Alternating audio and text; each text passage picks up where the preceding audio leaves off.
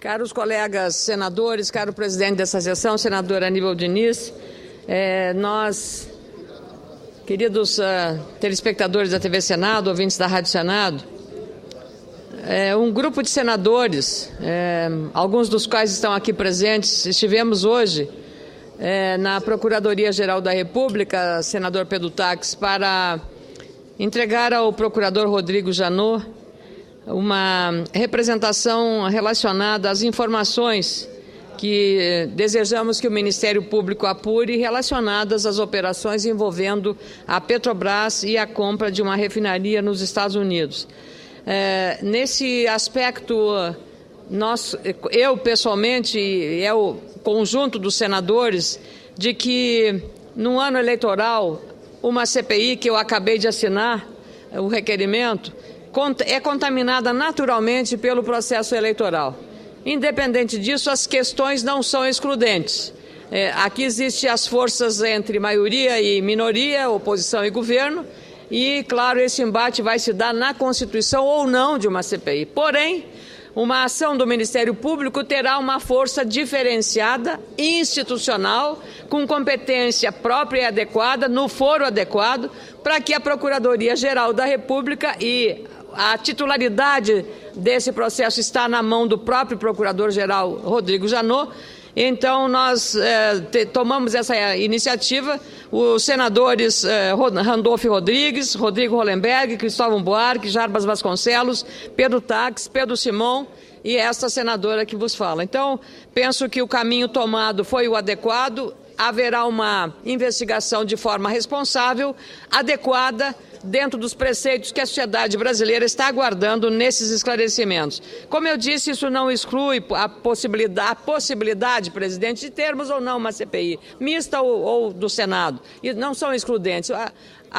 O embate também na definição dessa questão será dado aqui no plenário ou entre os parlamentares. Então, já fiz também a assinatura nesta CPI solicitada pelo senador Álvaro Dias. Então, essa é a manifestação, penso que foi o ato que esse grupo de senadores tomou na manhã de hoje. Eu queria também registrar a presença e o que disse lá hoje o presidente do BNDES, Luciano Coutinho, que esteve na Comissão de Assuntos Econômicos, numa audiência conjunta requerida pelo senador Pimentel, por mim, para tratar das questões relacionadas aos financiamentos do banco.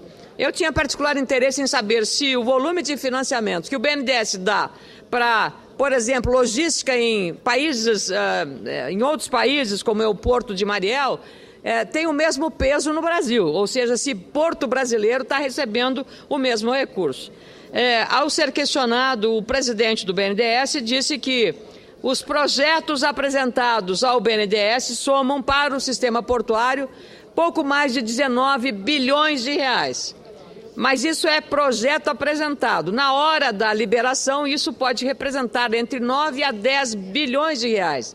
Talvez um pouco menos do que aquilo que o BNDES aplicou. E que do total de desembolsos já realizados pela instituição para logística foi de um total de 62 bilhões de reais. Tomara que isso aconteça, porque eu apresentei ao presidente do BNDES a preocupação dos representantes do sistema portuário do Rio Grande do Sul em relação a que o Uruguai poderia ter um financiamento para um porto de profundidade para grandes embarcações. E isso está preocupando porque as entidades representadas pelo setor, como o Sindicato Nacional das Empresas de Navegação Marítima, Sindarma, presidida por Bruno Lima Rocha, da Associação Brasileira dos Terminais Portuários, a BTP, presidida por Willem Mantelli, da Associação Brasileira dos Terminais de Contêineres de Uso Público, Abratec, Sérgio Salomão, me enviaram mensagens preocupados com a possibilidade de que este financiamento, se ocorrer, vem na contramão da política de modernização do sistema portuário brasileiro. E aí, por isso, o presidente disse que não recebeu projetos dessa natureza, seria em Rocha, no Uruguai, e que o Brasil vai fazer os investimentos no sistema para melhorar. Então, eu levei essa demanda e ele disse que estará disposto a receber essas entidades que representam o sistema portuário brasileiro. Aliás, vale lembrar que só o Rio Grande do Sul ocupa o segundo lugar no ranking nacional dos estados exportadores de produtos e serviços navais. Deve responder por mais de 36% das encomendas e dos contratos do setor. Até 2017, presidente Renan, 30 mil postos de trabalho devem ser gerados na região graças aos investimentos nesse setor importantíssimo para a logística e a infraestrutura nacional. E para terminar, mas não menos importante do que já tratei aqui,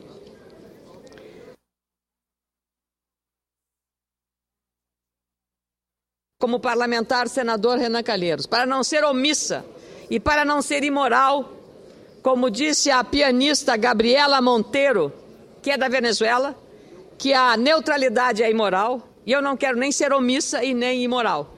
E quero hipotecar aqui a minha solidariedade à deputada Maria Corina Machado. A deputada Maria Corina Machado é a mais votada deputada da Venezuela.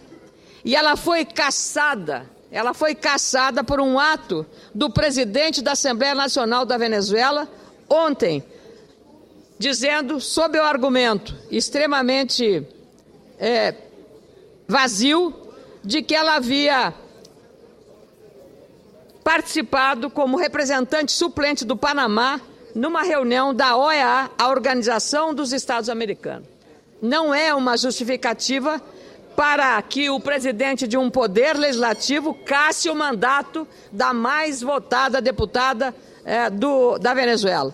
Então, eu queria dizer que ela retira, com esse ato, a imunidade parlamentar e primeiro passo para a detenção da deputada quando retornar ao país. E a deputada, que tem muita coragem, escreveu no seu Twitter: o presidente da Assembleia, Diosdado Cabello, deveria ler a Constituição. Ele não tem poder nem instrução da Assembleia para destituir um deputado. Claro, ainda mais nas condições de ser ela, Maria Corina Machado, a mais votada do país. Essa cassação fulminante é um atentado à democracia, mais um praticado na Venezuela contra 2 prefeitos que já estão presos e com a aquiescência de um poder judiciário que, em vez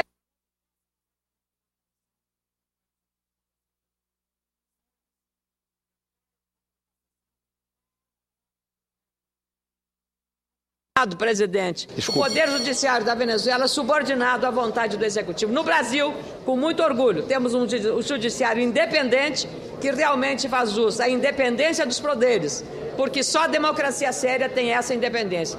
Esta casa, a Câmara, como poderes legislativos, o Poder Judiciário, o Executivo e o Ministério Público, que incluo nas instituições democráticas, tem no Brasil a sua independência e a sua necessária liberdade. Então, eu queria hipotecar a solidariedade à deputada cassada na Venezuela. Muito obrigada, presidente.